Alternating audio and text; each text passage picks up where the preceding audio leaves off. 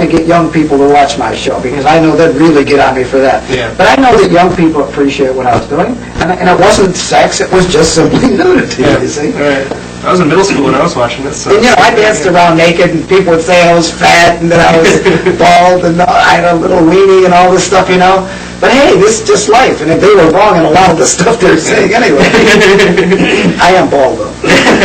So the criticism didn't really bother you all that much? No, not really, because, That's good. you know, I like honesty, I like reality, you know, and if that was their perception, that was fine. So, we've gone for a while. We're looking for you on the cable access and couldn't see you. Why were you gone for so long? Well, you could say I was in hiatus, you know. Yeah. What happened, I had this problem with the Indian welder. You've heard of the Indian welder, haven't you? I haven't actually. Oh, no kidding. Well, you're a lucky guy. In any case, I had this lawsuit, and I lost, and he won. See, I sued him, but again, politics is stronger than law, and through a few little stunts that he pulled, he won over me, even though I sued him. He won, and so I had this big lawsuit. And so I lived next door to him. He was my neighbor. And so I went to Lake Oswego for about 5 years, and I decided to come back to Portland because I like it and I can do it, you know. Cool. All right. Good deal. So, why did you decide to come back? What are you going to bring to people now with your new show that you've got going on? Well, that's a good question there. Why did I come back? I like Portland. I like the people of Portland. And, well, I think, now that I think about it, the answer, excuse me, I came back because of the wonderful environment we have here in public access television. This is just a wonderful opportunity, and, you know, if people out there don't want to come down and start their own TV show, it's still wonderful in that you can watch it, you know. You can tell your friends about it, and whenever the commercials come on, you check those access channels. That's what I do. When a commercial comes on, I take my remote and see what's on access. You just never know what you're going to see. There, one time I turned it on, and there was this video. It was just a 7-minute video, and it was really clear and sharp. This guy had taken a video of his cat just walking around, and while you watch this cat, he's playing this guitar. You hear the guitar? Oh, yeah? I just love it. I think it's wonderful. But, you know, different strokes for different folks. Yeah. You know? Love Focus Access. It's, like you said, you never know what to expect on it. So what are you doing on the new show? What's going on with that? Well, it looks like, see, what I really would like to have is live call-in shows, but I've realized that I can't produce it myself. Again, it's the problem of having people help you. And so if I can find people to produce the show, I'll be certainly happy to, you know, be there for the live call-ins. And I do have somebody that's letting me use his time once a month. I think I'll be on February 12th, and then probably one more time in for March. I'll be on in March again. But I do have another fellow who maybe through the summer is going to produce shows. And at Portland Cable Access, they have this, it's like a video truck. It's like a studio on wheels, you know. Oh, okay. And so what he wants to do, instead of being in the studio, we'll go out like to a park or something, and we'll have people all around us, you know, instead of just getting, we'll take phone calls too. I guess we'll use a cell phone or something, I don't know, but we could also talk to people on there. So that ought to be nice. Cool. Sounds great. So let's see. Have the folks at PCA been pretty supportive about your return to cable access? Yeah, they've been nice to me. Things seem to have changed a little, and there are some undercurrents. Like I say, I kind of get the feeling now that the city would like to take this stuff into their own power. And even here at MCTV, I didn't realize that the guy who manages the station doesn't hold me in very high esteem. I had always thought that, you know, everything was all right. Yes. I better get that real quick. Take a break here. At the convention, this is Nick. Okay, one moment. Actually, I forgot where I left off on here. Okay, here we go. Okay, well, so much for the phone call. That's right. So what kind of publicity or news coverage did you get from the show? Well, you know, back then when I was doing all that stuff, I actually got over 32 different articles published about me. Now, inevitably, these articles were negative. You know, in other words, they couldn't refer to me as a nice guy because I was a good political football. I mean, a lot of guys in politics would say, hey, you know, we're going to get rid of Jim Spagg. It was a good way to get votes without hitting anybody who's dangerous, you know.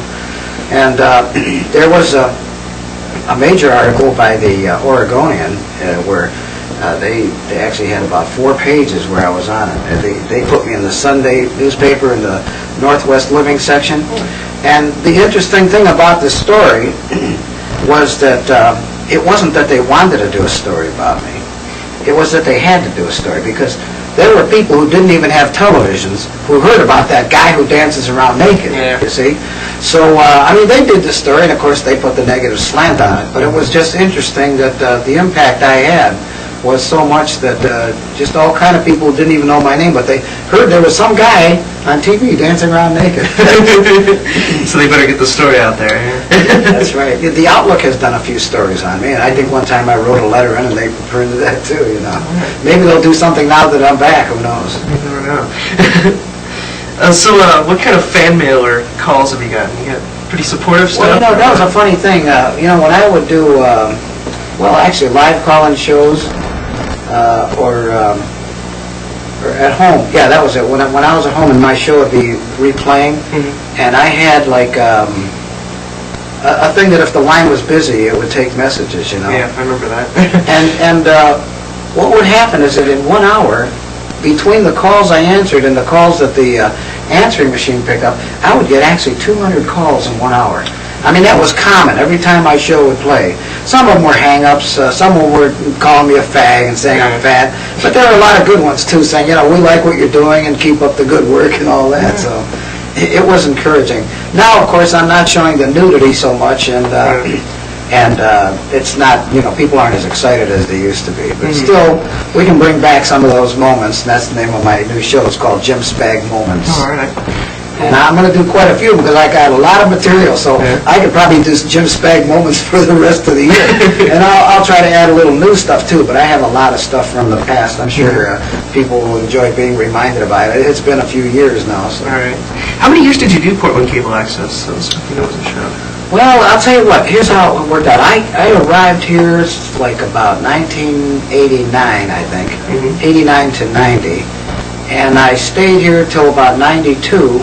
And that's when I got shipped off to the jail, because politics is stronger than law. I got shipped off to Atlanta, and so I was gone for 14 months, and I came back in approximately 1984 then. I was gone 14 months, and so from there I stayed up until, geez, I don't know, about, well, probably, yeah, it was about 2 years during that period of time. Then I went to Lake Oswego looking for the Loch Ness Monster, and then I realized that the Loch Ness Monster wasn't Loch Ness.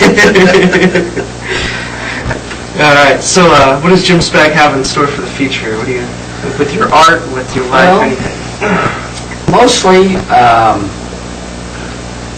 I'm serious about the Humanities School. That's great. I like these 7 ideas, and this guy who's producing me, he likes it too.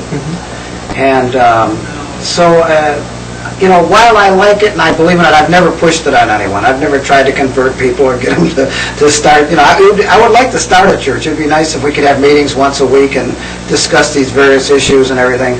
But basically, I guess our church is on the TV. And again, we're not just going to be serious, we're going to have fun. In fact, I just wrote a song called I'm Nutsy Wutsy Over God. And that'll be on one of my shows probably in March, I think. I don't know.